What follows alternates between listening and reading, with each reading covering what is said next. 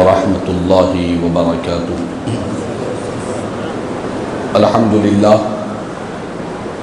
للہ رب العالمین، والصلاة والسلام علی سید الانبیاء والمرسلین وعلی آلہ الطیبین الطاہرین واصحابہ الاکرمین الافضلین وعلی من والاہم وتبعہم وسار علی نہجہم واستنى بسنتهم إلى يوم الدين، أما بعد فقد قال الله تبارك وتعالى في شان عظمة حبيبه الكريم: أعوذ بالله من الشيطان الرجيم، بسم الله الرحمن الرحيم، إن الله وملائكته يصلون على النبي يا أيها الذين آمنوا صلوا عليه وسلموا تسليما، اللهم صل على سيدنا مولانا محمد وعلى آل سيدنا مولانا محمد وبارك وسلم صلاة وسلاما عليك يا سيدي يا حبيبي يا رسول الله صلی اللہ تعالی علیہ وسلم۔ معزز حاضر محترم سامعین کرام، آئیے کچھ سننے اور سنانے سے قبل ہم اور آپ مل کر انتہائی عقیدت اور محبت کے ساتھ حضور آقائے نامدار سرور کون مکہ سارے عالمین کے مختار، مدینہ کے تاجدار، مکے کے سردار، سید الابرار جناب احمد مصطفیٰ محمد مصطفیٰ صلی اللہ تعالی علیہ وسلم کی بارگاہ میں ایک مرتبہ محبت اور عقیدت کے ساتھ بآواز بلند درود و سلام کا نذرانہ پیش کر لے۔ اللہم صلی علی سیدنا مولانا محمد وعلی آل سیدنا مولانا محمد وبارک وسلم صلاة و سلاما علیک یا سیدی یا حبیبی یا رسول اللہ صلی اللہ تعالی علیہ وسلم۔ معزز حاضر محترم سامعین اکرام، اللہ تبارک و تعالی نے 18ویں پارے میں جس سورہ سے 18ویں پارے کا آغاز ہوتا ہے وہ سورہ مؤمنون ہے۔ اس سورہ مؤمنون کی ابتدائی جو آیتیں ہیں، قد افلح المؤمنون، یہ جو ابتدائی جو آیتیں ہیں سورہ مؤمنون کی، ان آیتوں میں اللہ تعالیٰ نے کامیاب ایمان والوں کی کچھ صفتیں بیان فرمائی ہیں۔ جو ایمان والے، جو مومنین کامیاب ہے، بامراد ہے، جو دنیا میں بھی کامیاب ہے اور آخرت میں بھی کامیاب ہے، دونوں کامیابیاں جن کو نصیب ہوتی ہے ان کی چند صفتیں، چند عادتیں، چند خصائل حمیدہ اللہ تعالیٰ نے سورہ مؤمنون میں بیان فرمائے ہیں۔ وہ ساری صفتیں بیان کرنے کا تو وقت نہیں ہے، اس میں سے ایک کامیاب ایمان والوں کی ایک اہم صفت، ایک خاص صفت اللہ تعالیٰ نے فرمایا کہ والذین هم عن اللغو معرضون، کہ جو کامیاب ایمان والے ہوتے ہیں ان کی عادتوں میں سے ایک اہم عادت یہ ہوتی ہے کہ وہ لغو کاموں سے اعراض کیا کرتے ہیں، لغو کاموں سے بچ جایا کرتے ہیں۔ اب لغو کام سے مراد کون سا کام؟ تو اس آیت کی تفسیر میں علماء کرام نے بیان کیا کہ لغو اس کام کو کہتے ہیں جس کام کے کرنے سے انسان کے نہ دین کا فائدہ ہوتا ہے نہ دنیا کا فائدہ ہوتا ہے، نہ اس کی دنیا میں کچھ کامیابی ملتی ہے نہ آخرت میں اس سے کوئی اس کا اجر ملتا۔ تو کامیاب ایمان والے لغو کام، جس کو ہماری زبان میں فضول کاموں سے، بیکار کاموں سے، لایانی کاموں سے اپنے آپ کو بچانے والے یہ کامیاب ایمان والے ہوتے ہیں۔ تو قرآن کی اس آیت میں اسی طرح ایک حدیث پاک ہے، رسول رحمت صلی اللہ علیہ وسلم نے ارشاد فرمایا: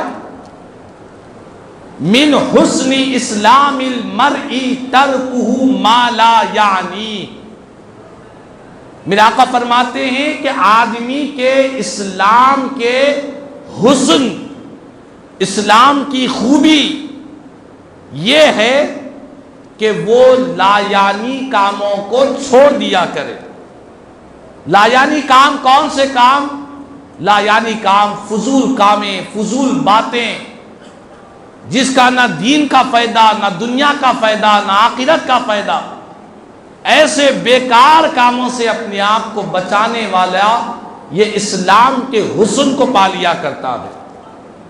گویا کہ ہمارا مذہب اسلام یہ کہتا ہے کہ ایمان والوں کو چاہیے کہ اپنے اوقات کو، اپنی زندگی کی سانسوں کو، اپنے زندگی کے لمحات کو فضول کاموں میں نہ لگائے، بیکار کاموں میں نہ لگائے، بلکہ اپنے وقت کی حفاظت کرنے والے بنے، اپنی اوقات کو غنیمت سمجھنے والے بنے۔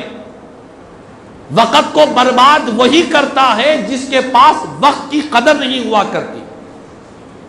اپنی زندگی کو فضول کاموں میں، بیکار کاموں میں، لایانی کاموں میں وہی انسان لگاتا ہے جس انسان کے پاس زندگی کی قدر نہیں ہوا کرتی۔ زندگی کی قدر کرنے والے، زندگی کے لمحات کی قدر کرنے والوں نے کہا کہ انسان کی زندگی کا ایک لمحہ سونے، چاندی، ہیرے، جواہرات سے زیادہ قیمتی انسان کی زندگی کا ایک لمحہ ہے۔ بوقت موت انسان اگر چاہے کہ میں مرنے سے بچنا چاہتا ہوں، 1 کلو سونا راہ خدا میں خرچ کروں گا، تو کیا اسے مہلت ملے گی؟ کیا اسے ٹائم ملے گا؟ کوئی ایک بندہ کہے کہ میں اپنی ساری زندگی کی کمائی خرچ کر دیتا ہوں، مجھے 1 اور دن چاہیے، 1 گھنٹہ چاہیے، ہرگز نہ دن تو دور کی بات ہے، 1 لمحہ بھی انسان کو نہیں ملے گا بوقت موت۔ تو ایسی قیمتی زندگی جو ہیرے، جواہرات، موتیوں سے زیادہ قیمتی زندگی، اس زندگی کو اگر انسان بیکار کاموں میں، فضول کاموں میں، لایانی کاموں میں اوقات کو برباد کر رہا ہے، تو اس سے بڑا بدبخت اور اس سے بڑا افسوس اور شرم کی بات کیا ہوگی؟ یہ بات میں اسی لیے کہہ رہا ہوں، آج اللہ تعالیٰ نے ہمیں زندگی عطا فرمائی ہے، یہ مالک کا احسان عظیم ہے، خدا کا کرم ہے۔ اللہ نے زندگی کے لمحات دیے، وقت دیا، سانسیں دی، صحت عطا فرمائی۔ ہم سے زیادہ بڑے بڑے طاقتور، بڑے بڑے پہلوان اس دار فانی سے انتقال کر رہے ہیں۔ ہم اپنے ہاتھوں سے ان نوجوانوں کو، ان بڑے بڑے مضبوط پہلوانوں کو اپنے ہاتھوں سے تدفین کر رہے ہیں۔ کیا یہ ہماری اصلاح کے لیے، ہماری نصیحت کے لیے، ہماری عبرت کے لیے یہ کافی نہیں ہے؟ انسان کی زندگی بہت قیمتی زندگی ہے، یہ خدا کا انمول تحفہ ہے۔ اس تحفے کی وہی قدر کرے گا جس کو اس کا احترام، اس کا مقام و مرتبہ معلوم رہے گا۔ آپ ہماری زندگیوں کا محاسبہ کریں، ہماری زندگیوں کا اگر ہم جائزہ لیں گے تو ہماری زندگی کا اکثر وقت فضول کاموں میں، لایانی کاموں میں، بیکار کاموں میں ہماری زندگی کا وقت برباد ہو رہا ہے۔ یوں ہی لیٹے لیٹے سارا دن گزر رہا ہے، بیٹھے بیٹھے سارا وقت گزر رہا ہے، آپس میں کھیل کود میں، فونوں میں مصروف ہو کر، یہاں وہاں کی باتیں کر کر لایانی کاموں میں ہم اپنی زندگی کے قیمتی اوقات کو برباد کر رہے ہیں۔ قرآن کہتا ہے کہ کامیاب ایمان والے وہ ہے جو اپنے آپ کو بےہودہ، بیکار کاموں سے اپنے آپ کو بچانے والے ہوتے ہیں۔ آج جمعہ کا دن ہے، ہم میں سے اکثر جمعہ کے دن سورہ جمعہ پڑھتے ہیں۔ سورہ جمعہ میں اللہ تبارک و تعالیٰ نے ارشاد فرمایا، قل ان الموت الذی تفرون منہ فإنہ ملاقیکم ثم تردون الی عالم الغیب والشہادہ فَيُنَبِّئُكُمْ بِمَا كُنْتُمْ تَعْمَلُونَ۔ قرآن کی آیت ہے، سورہ جمعہ کی۔ اللہ تعالیٰ فرماتا ہے کہ اے پیارے حبیب، آپ اپنی امت سے فرما دیجئے، میرے بندوں کو کہہ دیجئے کہ بے شک موت جس سے تم فراری اختیار کر رہے ہو، جس موت سے تم بچنا چاہتے ہو، فرار اختیار کرنا چاہتے ہو، جس موت سے تم بھاگتے ہو کہ میں مر نہ جاؤں. ہر انسان کو زندگی پیاری ہوتی ہے، کوئی مرنا نہیں چاہتا، کوئی مرنا نہیں چاہتا، لیکن قرآن کہتا ہے کہ جس موت سے تم بھاگ رہے ہو، فراری اختیار کر رہے ہو، یاد رکھ لو یہ موت ضرور بضرور، بے شک بلا شک و شبہ یہ موت ضرور تم سے ملاقات کرنے والی ہے، ضرور تمہاری اس سے ملاقات ہوگی، اس میں کوئی شک و شبہ کی گنجائش نہیں ہے. کب ہوگی، کہاں ہوگی، کس وقت ہوگی، کس عمر میں ہوگی، اس کا کوئی ذکر نہیں کیا گیا. کہا گیا کہ کبھی بھی، کسی بھی وقت، کسی بھی جگہ پر، کسی بھی عمر میں، کسی بھی لمحے میں ملک الموت تم سے ملاقات کر سکتے ہیں، لہذا تم اس کے لیے تیاری کرنے والے بن جاؤ. جب تمہاری موت آئے گی، تم سے ملاقات کرے گی اور تم مر جاؤ گے، تو پھر تم کو لوٹا دیا جائے گا اس رب کی بارگاہ میں جو چھپے کو بھی جانتا ہے، ظاہر کو بھی جانتا ہے. وہ رب بتلا دے گا، زندگی بھر جو کچھ تم عمل کرتے رہے وہ سارے اعمال تمہارے سامنے ظاہر کر دیے جائیں گے. قرآن کی اس آیت سے ہمیں پتہ چلا کہ کوئی انسان چاہے کتنا بھی طاقتور کیوں نہ ہو، کتنا ہی ہوشیار کیوں نہ ہو، کتنا ہی صحت مند اور سمجھدار کیوں نہ ہو، موت ضرور بضرور اس سے ملاقات کرنے والی ہے. اور یہاں تک کہ قرآن میں ایک جگہ اللہ تعالیٰ نے فرمایا اینما تکونوا یدرککم الموت ولو کنتم فی بروج مشیدہ. اے خدا کے بندو، تم جہاں کہیں بھی ہو موت تم کو پالے گی، اگرچہ کہ تم مضبوط قلعوں میں ہی کیوں نہ ہو، زمین کی سرنگوں میں ہی کیوں نہ ہو، مضبوط تم نے بڑے بڑے محلات ہی کیوں نہ بنا دیے ہیں، موت کے لیے دنیا کی کوئی چیز رکاوٹ بننے والی نہیں ہے. وہ ساری رکاوٹوں کو چیرتے ہوئے، پھاڑتے ہوئے تم سے ملاقات کرنے والی ہے، تم کو پانے والی ہے. یہ اللہ کا کلام قرآن کہہ رہا ہے. لیکن آج بڑے افسوس کے ساتھ جس موت کا آنا یقینی ہے، ہم اپنی نگاہوں سے بڑے بڑے طاقتوروں کو، پہلوانوں کو اس دنیا سے گزرتے ہوئے دیکھ رہے ہیں، لیکن پھر بھی خواب غفلت سے ہم بیدار نہیں ہو رہے ہیں. پھر بھی ہماری زندگیوں کے اندر کوئی انقلاب پیدا نہیں ہو رہا ہے. پھر بھی ہمارے دلوں سے دنیا کی چمک دمک نہیں جا رہی ہے. اتنا سب کچھ ہونے کے بعد بھی آج ہماری اکثریت اپنے اوقات کو برباد کرنے والی بنی ہوئی ہے. یاد رکھ لیں، مرنے کے بعد یہ واٹس ایپ، یہ فیس بک، یہ سوشل میڈیا کے جتنے ذرائع ہیں، یہ یوٹیوب، یہ انسٹاگرام، یہ جتنے سوشل میڈیا کے ذرائع ہیں، مرنے کے بعد ہماری قبر میں آنے والے نہیں ہیں. نہ واٹس ایپ آئے گا، نہ فیس بک، کوئی سوشل میڈیا تمہاری قبر میں نہیں آئے گا. نہ وہ تمہارے فرینڈز آئیں گے، نہ تمہارے دوست آئیں گے جن کے لیے تم اپنے وقت کو برباد کر رہے ہو، جن کو اپنے سینے سے لگا بیٹھے ہو.